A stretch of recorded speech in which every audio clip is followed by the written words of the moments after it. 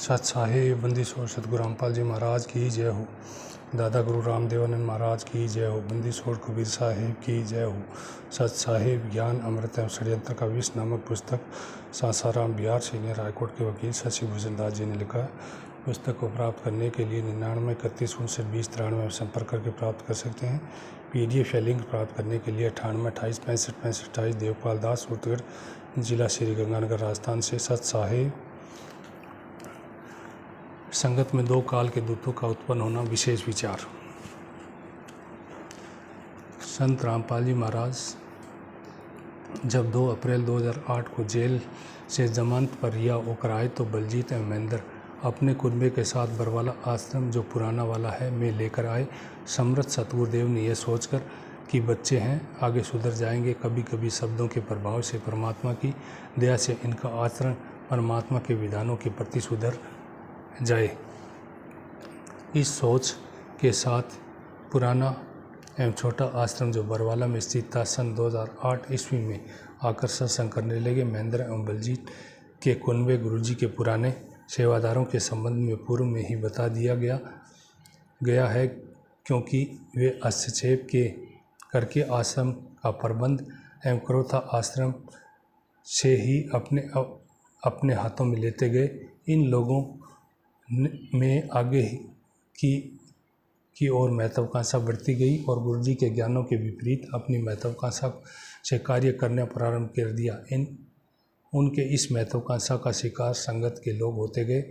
इसे देखकर सतगुरुदेव जी ने 2008 ईस्वी में अपने प्रवचन में सत्संग में सुनाया कि इस संगत में 2 काल के दूत उत्पन्न हो गए हैं। ये संगत को बर्बाद कर देने पर उतारू हैं, मगर ये कुछ बिगाड़ नहीं पाएंगे। संगत को गुरुजी के निर्देश उपदेश दिए कि संगत इन कुसंगतियों से स्वयं बचने का उपदेश दिए और आदेश दिए कि इन कुसंगतियों से बचने के लिए अपने भाई बहनों को भी सतर्क करें। इस प्रकार हमारे सत्यवादी सतगुरुदेव जी ने ही महाराज ने निर्देश एवं आदेश दे रखा है।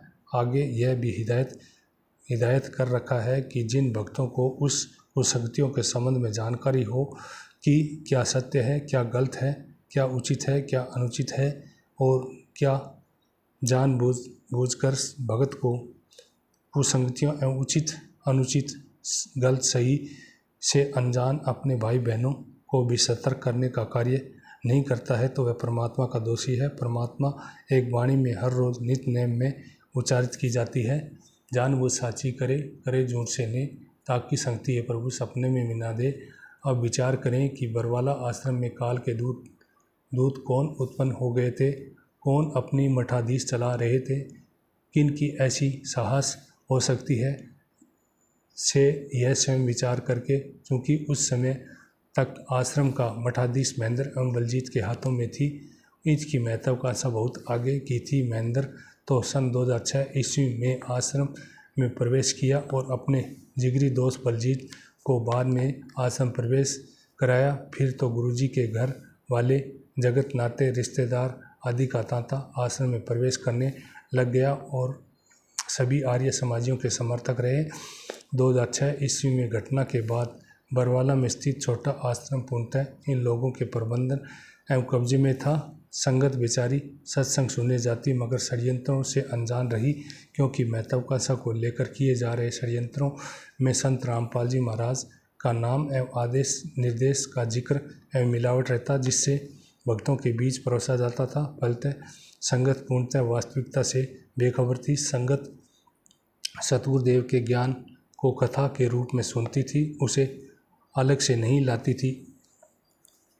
उस सत्संग में क्या समझाया जा रहा है, सत्संग सतगुरुदेव जी द्वारा और उसके अनुसार क्या करने या अमल करने लाने में बातें बताई जा रही है, इस पर संगत ध्यान नहीं देती थी, जिसका लाभ षड्यंत्रकारी उठाते रहे। षड्यंत्रकारियों का मनसूबा एवं महत्वाकांक्षा इतनी आगे बढ़ गई कि सतगुरुदेव जी के मनाही आदेश निर्देश के विपरीत कार्य आश्रम के प्रबंध करने वाले प्रारंभ कर दिए।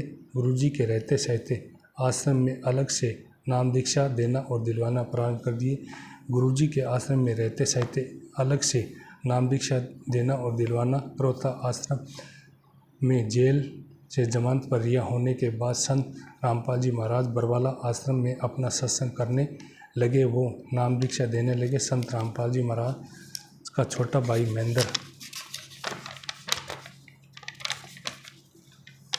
महेंद्र बलजीत व कुनबे के आश्रम का प्रबंध देखते रहे। अपने आपको बता देना चाहता हूँ कि गुरुजी का भाई महेंद्र जाट बिक्रोथा आश्रम सन 2006 में नामित अभियुक्त है, मगर आज न्यायालय में हाजिर नहीं हुआ और न्यायालय द्वारा फरार घोषित है। इसका विस्तृत विवेचन आगे की जाएगी। महेंद्र के कुनबे अपनी महत्वाकांक्षा को पूरा करने के लिए कुछ भी करने को तैयार थे। महेंद्र जी काल ब्रह्म के तरह अव्यक्त रहता है और सारी क्रियाओं को अपने निर्देशन में चलाता है। इनकी महत्वाकांक्षा को पूरा करने एवं इनके कुनबे काफ़ी सहयोग करते रहे। ये लोग गुरुजी संत रामपाल जी महाराज को परमात्मा तो छोड़ो एक गुरु भी नहीं मानते थे। इन लोगों के एक षड्यंत्र एवं सहयोग से आश्रम में ही गुरुजी के रहते सहते एक स्त्री से अलग से नाम दीक्षा भक्तों को दिलवाना लग गए थे। ये लोग भक्तगण को यह कहकर गुमराह करते थे कि इस स्त्री के शरीर में कबीर परमात्मा आते हैं। गुरुजी संत रामपाल जी महाराज ने इसको नाम दीक्षा देने का आदेश दे रखा है। यह भी भक्तों को समझाया, डराया या धमकाया करते थे कि जब कभी आप संत रामपाल जी महाराज का आशीर्वाद लेने हेतु लाइन में जाते हो तो गुरुजी को आशीर्वाद लेते हो तो गुरुजी को यह मत पूछना कि क्या आपने उसी स्त्री को नाम दान अर्थात नाम दीक्षा करने का आदेश दे रखा है। अगर ऐसा पूछोगे तो गुरुजी नाराज होंगे, इसीलिए उक्त बातों से गुरुजी से नहीं पूछनी है। ऐसे भक्तगणों के जहन में भय डालने, डर उत्पन्न करने कर सत्य को दबाने का असफल प्रयास करते रहे, मगर ये बातें सतगुरु से छुपी नहीं रही और एक दिन सत्संग के माध्यम से काल ब्रह्म के दूतों द्वारा षड्यंत्र को उजागर कर दिए। नाम दीक्षा अलग से दान करने के संबंध में गुरुजी ने सत्संग में बताया कि ऐसा ड्रामा करीब 10-11 दिन आश्रम में चले। 10-20 की संख्या में उस स्त्री से नाम दीक्षा लेकर अपना सब कुछ बर्बाद कर चुके थे। उसके नाम उनके पश्चात परमात्मा का अकाउंट से कट चुके। सत्संग के माध्यम से गुरुजी ने अपने प्रबंधकों के षड्यंत्र को निष्फल किया। सत्संग के नाम दीक्षा दान करने वाली स्त्री को स्त्री नहीं कहकर उसे दुष्टा शब्द से अलंकृत किया है। भक्तों को आदेश किया कि